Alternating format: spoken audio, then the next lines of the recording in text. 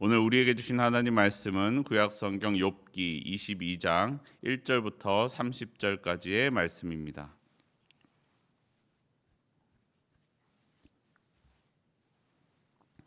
욥기 22장 1절부터 30절까지의 말씀, 저와 여러분이 한 절씩 교독하겠습니다.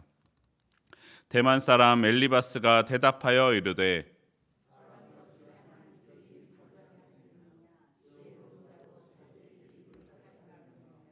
내가 의로운들 전능자에게 무슨 기쁨이 있겠으며 내 행위가 온전한들 그에게 무슨 이익이 되겠느냐.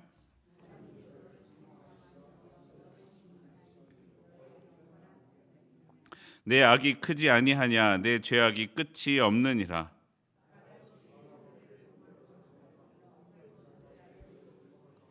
목마른 자에게 물을 마시게 하지 아니하며 줄인 자에게 음식을 주지 아니하였구나.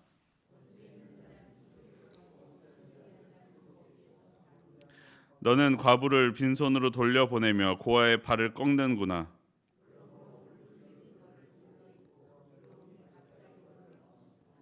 어둠이 너로 하여금 보지 못하게 하고 홍수가 너를 덮느니라.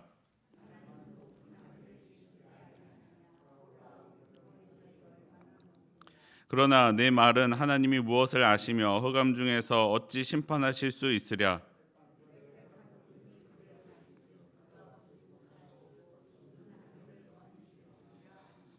네가 악인이 밟던 옛적 길을 지키려느냐.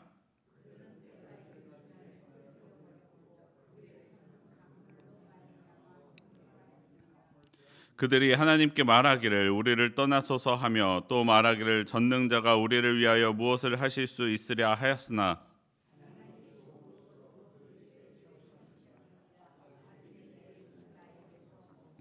의인은 보고 기뻐하고 죄 없는 자는 그들을 비웃기를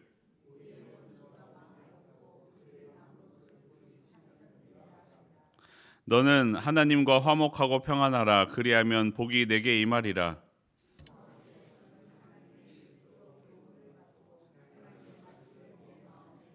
네가 만일 전능자에게로 돌아가면 네가 지음을 받을 것이며 또 네 장막에서 불의를 멀리하리라.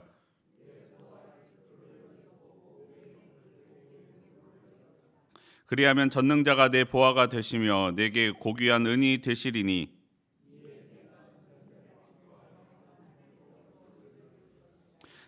너는 그에게 기도하겠고 그는 들으실 것이며 너의 서원을 내가 갚으리라.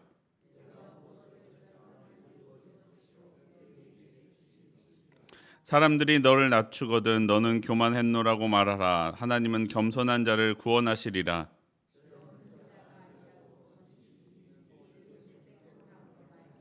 건지심을 받으리라. 아멘.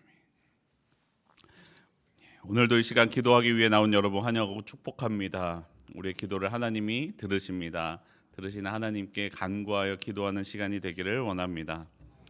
이제 욥과 욥의 친구들의 세 번째 변론이 시작됩니다. 대만 사람 엘리바스가 욥을 향하여 이야기합니다. 욥은 21장에서 말하기를 하나님이 꼭 인과응보의 논리로만 일하시는 것이 아니시다라고 말하였습니다. 범죄한 사람이 잘 될 때도 있고 선한 사람이 고통받을 때도 있다라는 것입니다. 오히려 악한 사람이 잘 사는 것처럼 보일 때도 많이 있다라고 이야기했습니다. 그런 욥의 말에 엘리바스가 답변합니다. 사람이 하나님께 유익을 끼쳐드릴 수 없기에 하나님은 인간의 의로움으로 말미암아 소득을 얻으시는 분이 아니기에 공정하시다라고 말합니다. 하나님은 당신의 이익을 위해 심판하시는 분이 아니다라는 것이죠. 때문에 고난을 당하고 있는 욥이 악한 것이 분명하다라고 말합니다. 그러면서 욥이 저질렀는지 알지 못하는 죄까지도 나열해서 이야기합니다. 6절 이하를 보시면 마치 욥이 친족을 볼모로 잡으며 헐벗은 자의 의복을 빼앗고 목마른 사람에게 마실 물을 주지 않고 배고픈 사람에게 먹을 것을 주지 않은 것처럼 이야기합니다. 권세를 이용해 땅을 차지하고 지위를 이용하여 이 땅에서 거들먹거리며 사는 것처럼 말입니다. 그리고 그렇기 때문에 너 욥이 지금 고난을 당하고 공포에 사로잡히게 된 것이다 라고 엘리바스가 이야기하고 있습니다. 욥기에서 나오는 친구들의 말을 들어보면 사실은 여러분 크게 틀린 것이 없습니다. 다만 그들이 믿고 있는 하나님이요 아주 가혹한 하나님입니다. 그리고 사랑 없는 하나님 같습니다. 그리고 그래서 그들은 하나님의 사랑을 알지 못합니다. 여러분 부모의 마음을 생각해 보십시오. 사랑의 매를 때리면서 아파하는 부모님의 마음, 자녀의 아픔에 함께 아파하는 부모의 마음이 있습니다. 그리고 우리를 향한 고난에 우리의 죄로 인한 징계가 아니라 하나님의 다른 계획과 다른 생각, 뜻이 있을 수 있다라는 것을 받아들이지 못합니다. 그렇기에 이렇게 고난을 당하고 있는, 큰 고난을 당하고 있는 너 욥은 이런저런 죄를 지었음이 틀림없다. 욥이 저질렀는지 확인되지 않고 알 수 없는 죄까지도 나열하면서 너는 이런 죄를 지었음이 틀림없다라고 말하고 있는 것입니다. 심지어는 어디까지 이야기하느냐? 너 욥이 하나님을 모독했다라고 말합니다. 13절 이하에서 하나님은 구름 속에 거니시는 분이고 사람의 삶에 개입하지 않는 분이시라고 네가 지금 이야기하는 거냐? 우리를 볼 수 없는 분으로 말했다라고 이야기합니다. 욥이 말하기를 하나님은 하늘에서 왔다 갔다 거니시기만 하는 분으로 네가 이야기하고 있지 않느냐라고 말하는 것입니다. 대만 사람 엘리바스의 말은 틀렸지만 우리가 듣기에도 사실은 우리의 신앙의 대부분의 태도가 이런 생각을 가지고 있기도 합니다. 그런데 그의 말을 잘 들어볼 때 우리 안에 혹시 돌아보지 못한 죄가 있지는 않은지 생각하게 해줍니다. 죄란 무엇입니까? 여러분, 죄는 우리가 죄를 행한다라고 이야기하면 내가 무언가 행해서 내가 이익을 취하는 것을 우리는 보통 죄라고 이야기합니다. 그런데 이것은 적극적인 죄만 이야기하고 있습니다. 하지만 우리에게 소극적인 죄도 있을 수가 있습니다. 내게 도움을 청하는 누군가를 도와주지 않고 고개를 돌리는 것, 괴롭히지 않아도 도움을 요청할 때 고개를 돌리는 것, 이런 태도 말입니다. 내가 노력해서 권세와 물질과 힘을 얻게 되었기에 땅을 좀 더 넉넉하게 차지하거나 내가 힘써서 높은 지위를 얻었으니 좀 거들먹거리며 사는 것, 이것 괜찮다고 우리는 생각하지 않습니까? 우리는 쉽게 그렇게 생각합니다. 세상적인 기준에서 보면 당연합니다. 그것은 그 사람의 노력의 대가이고 능력에 따른 대우이기 때문입니다.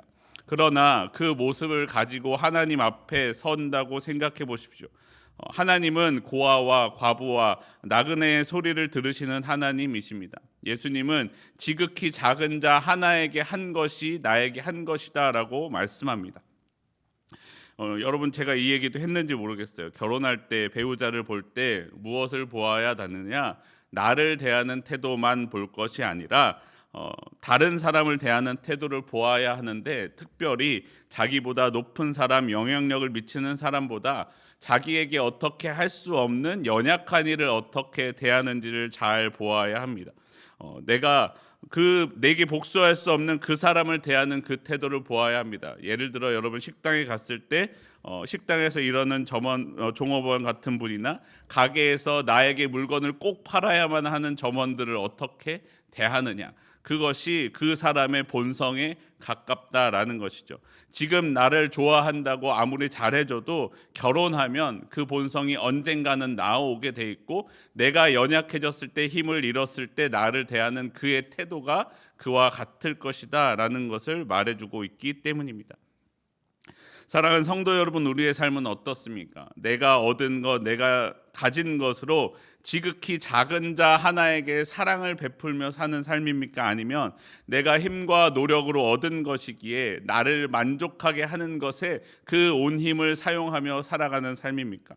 하나님이 내 삶을 지금도 지켜보고 계심을 기억한다면 내 삶에 하나님의 긍휼하심이, 하나님의 그 사랑이 흘러나오는 하루가 되기를 원합니다. 우리의 삶이 세상 사람들처럼 살아가지 아니하고 하나님을 닮아가는 저와 여러분의 삶이 되기를 원합니다. 계속해서 이어지는 엘리바스의 말은 내 삶을 계속해서 돌아보게 해줍니다. 자꾸 우리 그렇잖아요. 욥기를 읽을 때 누가 옳은 말을 하겠어요?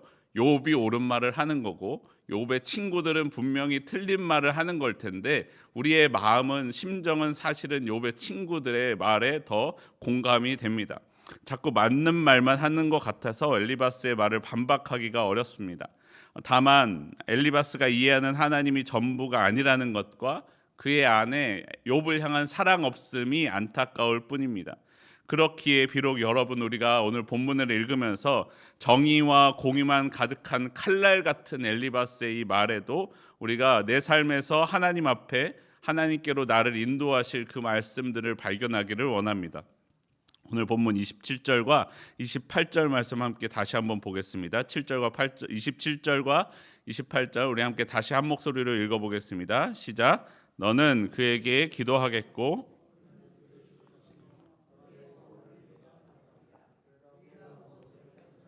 이루어질 것이요 내 길에 빛이 비치리라.